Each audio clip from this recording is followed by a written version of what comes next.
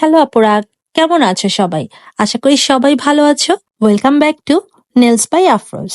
আজকে ভিডিওতে আমি তোমাদের সাথে শেয়ার করতে যাচ্ছি একটা সিম্পল নেল আর্ট, যে কিভাবে আমি ডটিং টুল আর ব্রাশ দিয়ে একটা সিম্পল নেল আর্ট করি।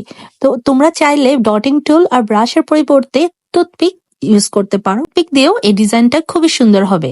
তো যাই হোক, ফার্স্টেই আমি যেটা করছি, আমার ক্লায়েন্ট যে এসেছে সে চাচ্ছিল ন্যাচারাল নেলের উপরে একটু স্ট্রেংথ বাড়ানোর জন্য, সো সে বিল্ডার জেল অ্যাপ্লাই করেছে। আর আমরা জেল হিসেবে নিয়ে নিয়েছি আরেকটা বিল্ডার জেল।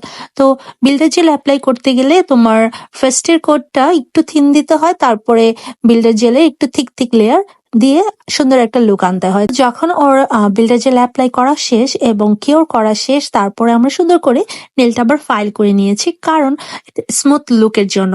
তোমরা যদি চাও অ্যাভয়েডও করতে পারো, এটা যার যার ব্যক্তিগত ব্যাপার। সো আমি খুবই পছন্দ করি বিল্ডার জেল অ্যাপ্লাই করার পরে একটু ফাইল করে সুন্দর একটা স্মুথ লুক দেওয়ার। এরপরে আমরা চলে যাব ফ্রেঞ্চ নেল করার জন্য। ফ্রেঞ্চ নেলের জন্য আমার ক্লায়েন্টটা চুজ করেছে 5টা কালার।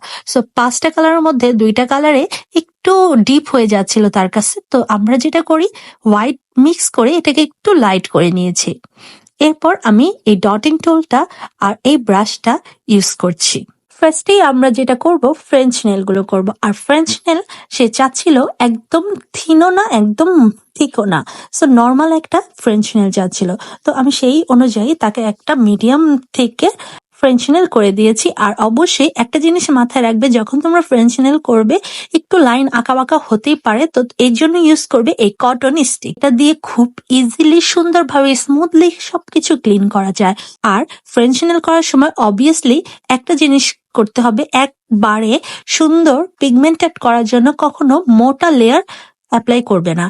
জেল যদি তুমি থিক লেয়ার অ্যাপ্লাই করো তাহলে এটা উঠে আসার খুবই সম্ভাবনা থাকে, কারণ এরা ইউভি ল্যাম্পে সুন্দরভাবে কিওর হয় না। আমি ফার্স্টে একটা থিন ভাবে মোটামুটি একটা স্ট্রাকচার করে নিলাম ফ্রেঞ্চ নেলে, এরপরে ড্রাই করে নিয়েছি। কিওর হয়ে যাওয়ার পরে আমরা চলে গিয়েছি নেক্সট আরেকটা অ্যাপ্লিকেশনের জন্য।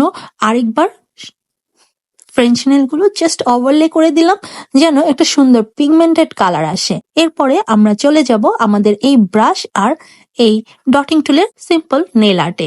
এক একটা নেলে একটা দুইটা করে ফ্লাওয়ার আর্ট করে নেব।